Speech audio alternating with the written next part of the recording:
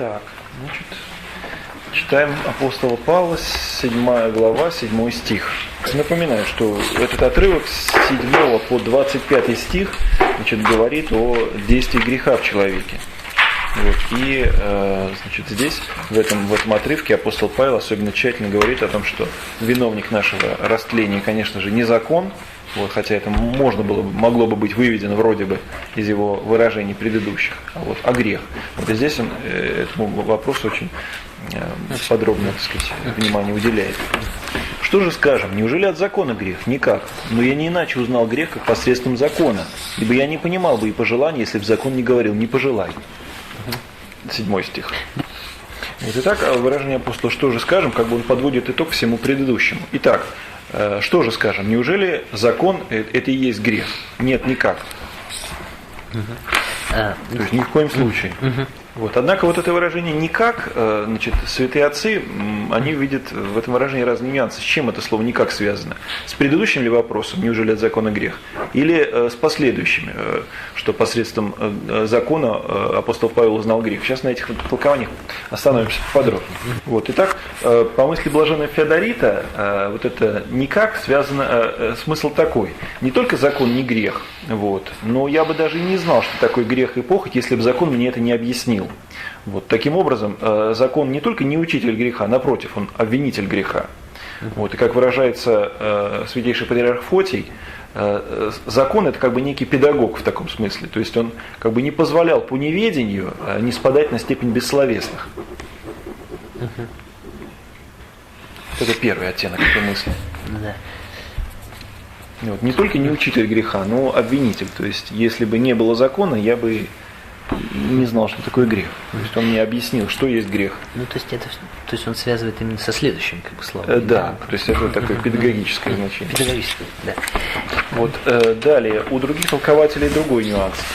Значит, закон, опять-таки, не виновник, не учитель греха, но как бы увеличитель, усилитель моей грешности.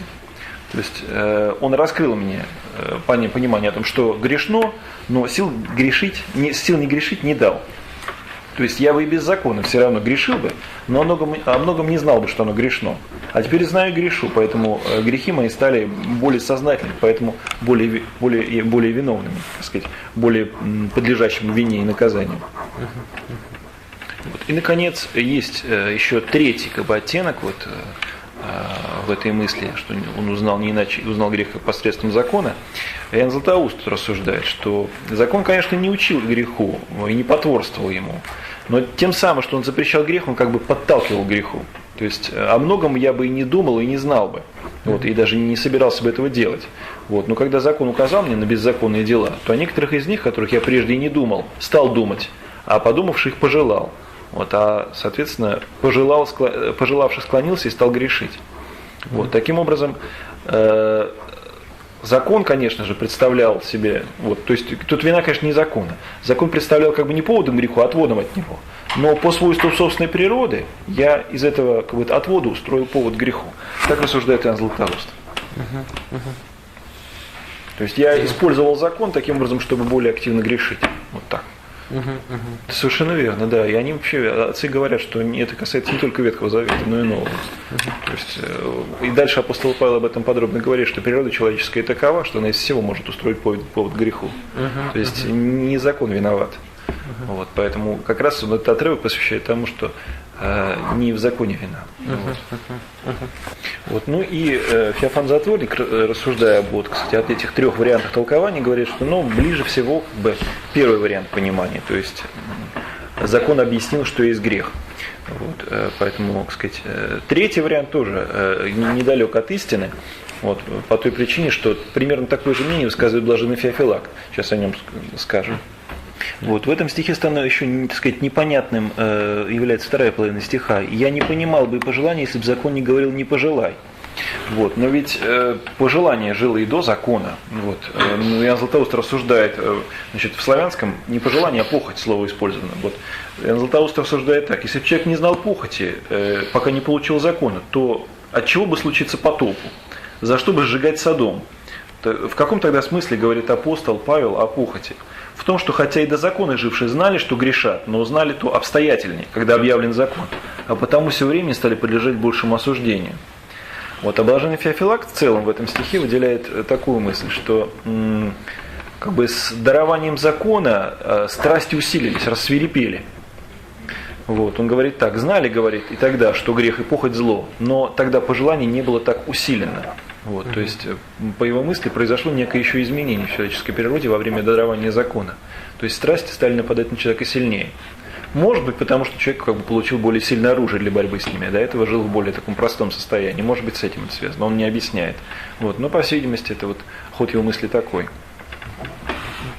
Но грех, взяв повод от заповеди, произвел во мне всякое пожелание, ибо без закона грех мертв. 8 стих.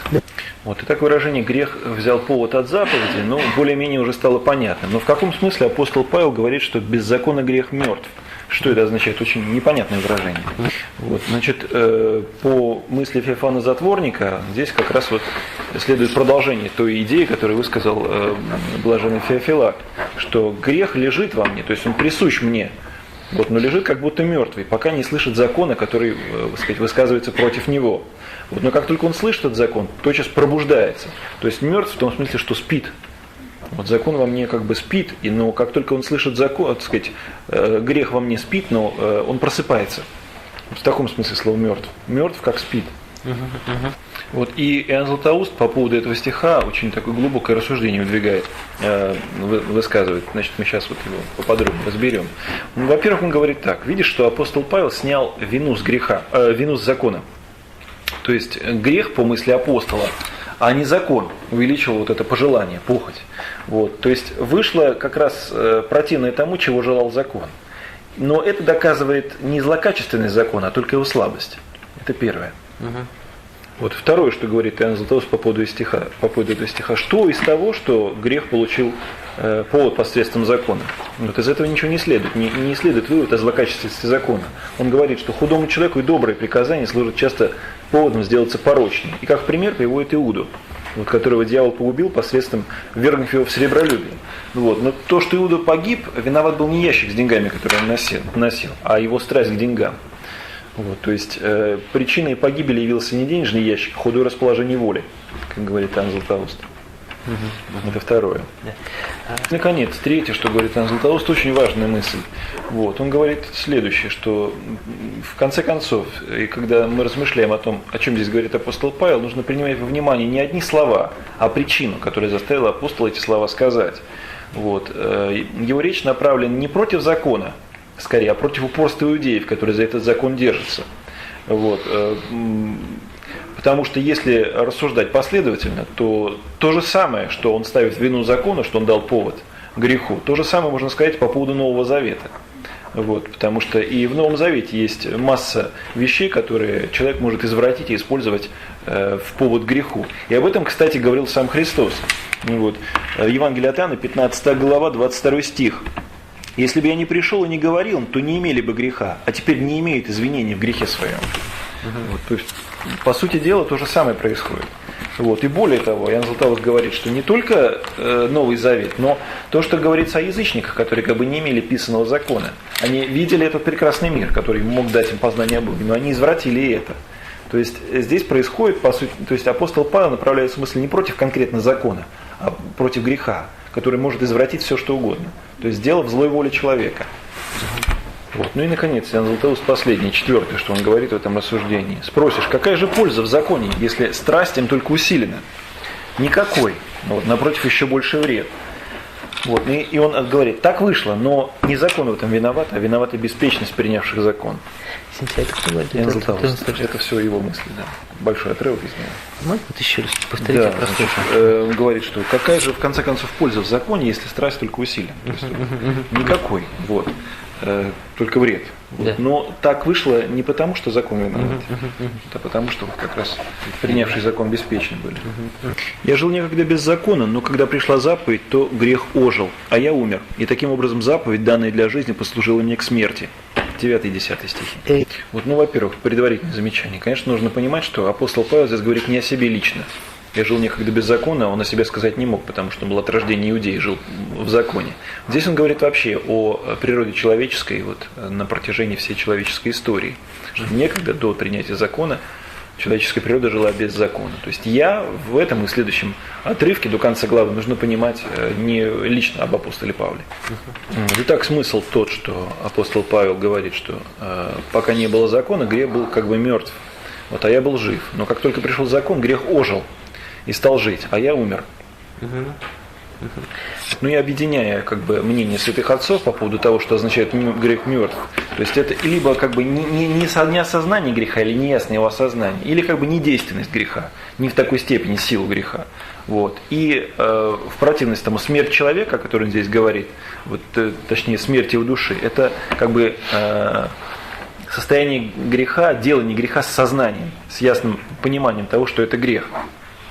Вот. Или же как бы то, что человек подпадает более такому усилившемуся зловредному действию греха. То есть вот здесь может быть такое понимание.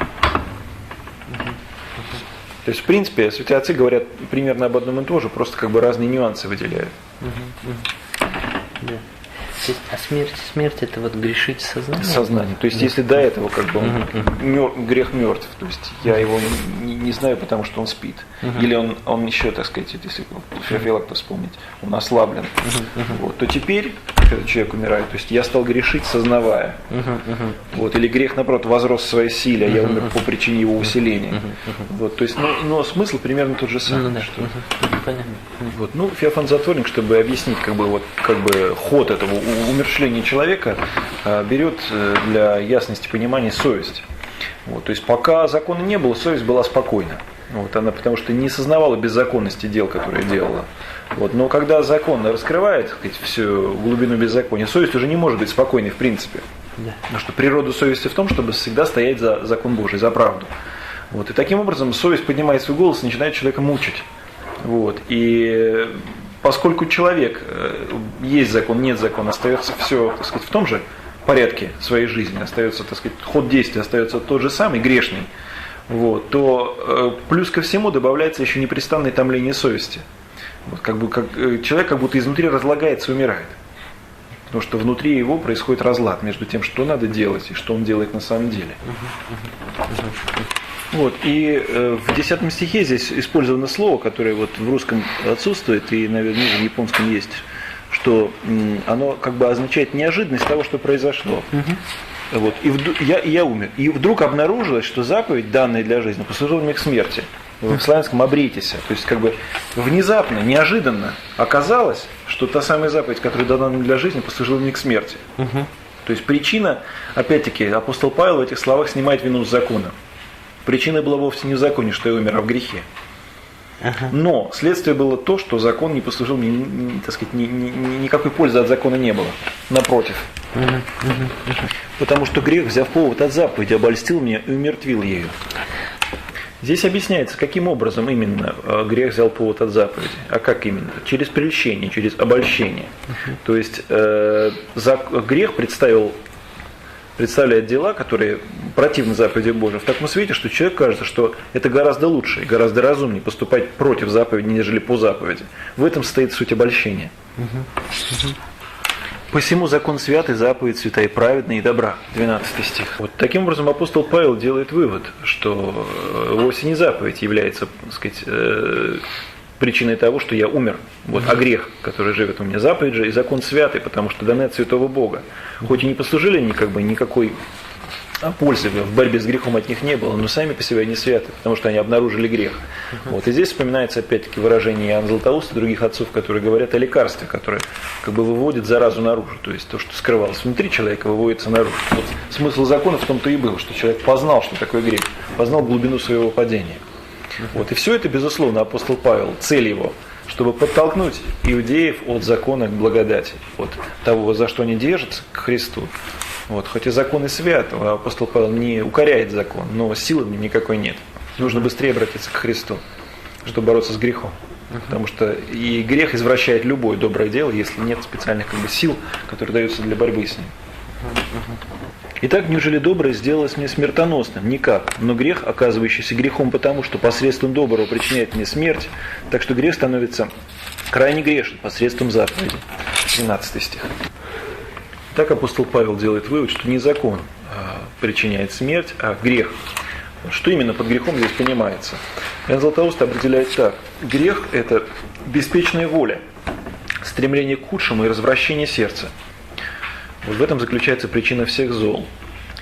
Феофилак говорит так. Склонное к удовольствиям воли, стремление к греху. Ну, примерно так же. И у Феодорита наклонность нашего произволения к худшему. Да, значит, стремление к худшему и развращение сердца. Развращение сердца. Да. Вот это, да. Беспечная воля, стремление к худшему и развращение сердца. Что за Златоуст? Развращение это как расслабление. Ну да, расслабление, развращение, ну, как бы, в каком смысле развращение? Потому что человек привыкает, не знаю, расслабление, наверное, так. Как разболтанность, расхлябанность в таком смысле. Что сердце как бы уже не крепко, а вот склоняется к тому, чему легко. Легко, да. Наклонность произволения к худшему. Предрасположенность, как бы, предвзятость. Мы выбираем с большим удовольствием худшее, нежели лучшее. Вот. Иоанн Златоуст по поводу этого стиха говорит, апостол специально здесь как бы усиливает изображение греха, то есть показывает его изворотливость, что грех все что угодно может обратить ко злу. Для чего? Для того, чтобы показать дальше преизбыток Христовой благодати, что показать, от какого именно зла избавлен род человеческий благодаря Христу. Вот. И далее он говорит следующее.